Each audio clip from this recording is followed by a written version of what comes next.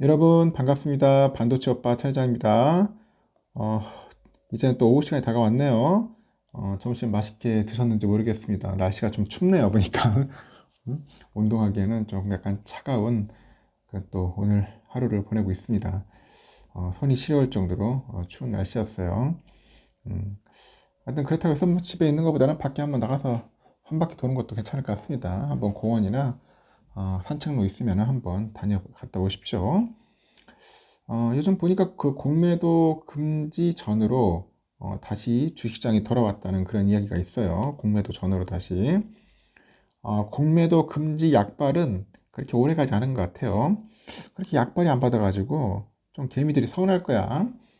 공매도 금지 약발 받았으면은 주가가 막 미친 듯이 올라가지고 강상승이라고 하나? 근데 강한 상승을 일으켰어야 하는데 다시 또 빠지고 있다는 그런 모습을 보니 좀 허탈하겠죠. 이게 도대체 뭐가 문제인지 그런 생각도 할 겁니다. 수급 개선에 대한 기대감에 이제 반짝 상승한 증시는 일주일도 안 돼서 다시 이제 공매도 금지 전 수준으로 다시 돌아갔다. 금지 전으로 돌아갔어요. 돌아갔고, 증권가에서도 공매도 금지 기대감이 약해진 만큼 다시 이제 실적과 거시 경제 흐름, 거시 경제 흐름에 어, 주목할 시점이라고 강조를 하는 겁니다. 한국거래소에 따르니까 코스피 지수가 전주 대비 41.32포인트예요. 41.32포인트 올라가지고 2409.66, 2409.66으로 마감을 했고 코스닥은 같은 기간 7.26포인트 정도 올라서 789.31을 기록을 했어요. 장을 마감을 했습니다. 이렇게 금융당국이 공매도 전면 금지 조치를 시행한 첫날에 두 지수는 큰 폭으로 올랐다. 큰 폭으로 올랐다. 이 포스코 퓨처엔과 에코프로 BM, 에코프로 등 2차 전지주가 이제 상한가를 찍었어요. 저는 상한가 찍고 거래를 마쳤는데 하지만 연일 하락을 하는 겁니다. 연일 하락을 하더라. 하락을 해가지고 이제 상승폭을 대부분 반납을 한 거야. 얼마나 짜증나겠어요. 응? 상가 치면 다시 또 올라갈 줄 알았는데 다시 또 제자리로 돌아가려는 그런 모습을 보니까 상당히 좀 허탈했던 거죠. 이 공매도 잔고 금액이 높은 2차전지 그 관련 업종들을 중심으로 해가지고 외국인 투자자들의 쇼커버링이 진행이 돼서 급등을 했다. 그럽니다. 급등을 했다. 그런 이야기가 있고 그러나 이후 전반적인 그 채권 금리 수준이 높다는 인식 하에 투자 심리가 그냥 냉각을 하는 거야. 냉각되면서 상황이 이제 반전이 됐고 이 차익 실현 매물 출회로 인해서 또 증시가 하락을 했다. 증시가 하락을 했다고 또 분석을 하는 겁니다. 공매도 금지 효과가 약해지다 보니 다시 이제 거시경제 흐름에 주목할 시점입니다. 거시경제 흐름에 주목할 시점이에요. 지난 10일이죠. 그 신용평가사 무디스라고 있어요. 무디스. 이 무디스는 그 미국의 신용 등급을 최고 등급인 AAA인데 이걸로 유지하는 가운데 내년도 전망을 안정적에서 부정적으로 하향 조정합니다. 부정적이다. 얘들이 좀 화끈해요. 자기 나라도 그냥 막 시중 등급 떨어뜨려 버립니다. 그냥 우리나라 같았으면 난리 치겠죠. 눈치 보고 또 정부에서 가만 안 놔둘 텐데 미국은 그런 거 없어요. 진짜 어떻게 보면 객관적이고 좀 공정한 것 같습니다. 하여튼 안정적에서 부정적으로 하향 조정을 했고 미국 정부의 그 부채 감당력이 크게 약화될 것으로 봤기 때문에 안 좋게 봤다. 미국의 그 신용 등급은 국내뿐 아니라 이제 글로벌 증시에 민감한 이슈입니다. 오는 17일 미국 연방정부의 예산안 협상 만료일을 앞두고 있어요. 앞두고 있는데 그 무디스의 평가가 이렇게 불확실성을 키울 우려가 나온다 그런 이야기가 나오니까 오늘 14일에 미국의 10월 소비자 물가 지수 발표가 됩니다.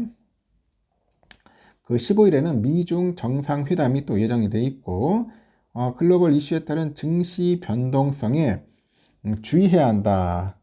증시 변동성에 주의해야 한다는 그런 지적도 있다는 겁니다. 개별 기업의 실적 발표도 잇따르고 있는데 오는 13일 CJ 제일제당 삼성화재, 뭐 메리츠 금융 지주, 그 14일은 삼성생명, 현대해상, 15일은 하나생명이 차례로 이제 실적 발표를 진행을 하고요. 현재까지 발표된 상장사 합산 3분기 실적은 매출액 기준으로 시장 기대치를 한 1.5% 정도 하회를 했습니다. 영업이익은 2.1%를 상회했다고 하네요. 공매도 금지로 인해서 일단 증시 반등 효과가 이제 미미한 것으로 나타나다 보니 시장의 시각은 점차 실적으로 옮겨가는 것 같아요. 실적으로 옮겨가더라. 실적이 중요하죠. 일단 증권가는요, 그 실적 개선 업종에 주목할 것을 이제 강조를 하는데요. 그 중에서도 반도체를 최우선 업종으로 꼽습니다. 반도체 업황 개선세도 긍정적이고, 시장조사 업체 디램 익스체인지 보니까 지난 10월 기준 했을 때 PC용 DDR4 8기가짜리 디램 고정가가 1.5달러예요. 1.5달러. 지난달 1.3달러보다 소폭 상승을 했습니다. 뭐 수급도 개선 중이다 그런 이야기고 있고 지난 한 주간 보니까 외국인 투자자들이 삼성전자 5,130억, 하이닉스 3,070억 정도 순매수를 했습니다. 반면에 2차전지 전망은 암울하다. 암울하다. 지난 3분기 다수의 기업들이 어닝 쇼크를 기록한 데 이어가지고 투자 심리가 악화됐어요. 이게 중요한 게 뭐냐면은 어닝 쇼크예요. 어닝 쇼크. 기대치를 많이 못 따라갑니다. 실적이 안 좋아요. 안 좋은데 주가가 온다는 게 말이 됩니까? 좀 안 맞잖아요. 포스코 퓨처엠 371억, 에코프로비엠 450억 정도 영업이익을 시현했는데 이는 시장의 기대치보다 45%, 51% 밑도는 수치다. 거의 반토막 난 거예요. 거의 반토막 났다. LNF 역시 2분기 연속 어닝 쇼크입니다. 이렇게 어닝 쇼크를 내는 기업인데 주가가 막 거품이야. 막 3배, 막 4배, 10배 이렇게 오르면은 이게 정상이냐는 거지. 이런데 투자하고 싶습니까, 여러분? 뭐 들어가가지고 막 불기둥 속에 단타 치고 싶나? 조심해야 돼요. 일단 개미들의 매수행렬은 이어지던데 외국인들이 이 반도체주 매수를 늘렸다면은 개미들은 뭐 한 주 동안 포스코홀딩스, 포스코 퓨처엠, SDI 이 위주로 사들이더라 그런 겁니다. 일단 개인들의 매수의 상당수가 2차전지 관련주에 집중이 됐지만은 업황 부진 우려가 이제 작용하다 보니 헬스케어, 반도체, 소프트웨어 등 세계 업종에 대한 관심이 높아졌고 업황 회복 방향성, 주가 바닥 다지기 등 그 모멘텀이 이제 부각되다 보니 이제 개인들 수급의 중심축도 이동할 가능성이 있더라. 그리고 국내 증시는 급등락 이후에 박스권 형성 가능성이 높아요. 박스권. 당분간의 실적이나 모멘텀을 가지고 있는 개별 종목들로의 쏠림이 좀 활발해지지 않겠냐. 그렇게 보는 것 같습니다. 일단은 실적이나 모멘텀을 가진 종목을 발굴하자. 그런 쪽으로 관심을 갖든지 아니면 그냥 반도체 꾸준히 모으든지 이런 한번 잘 판단하셔서 선택하셨으면 좋겠습니다. 즐거운 오후 시간 보내시기 바랍니다.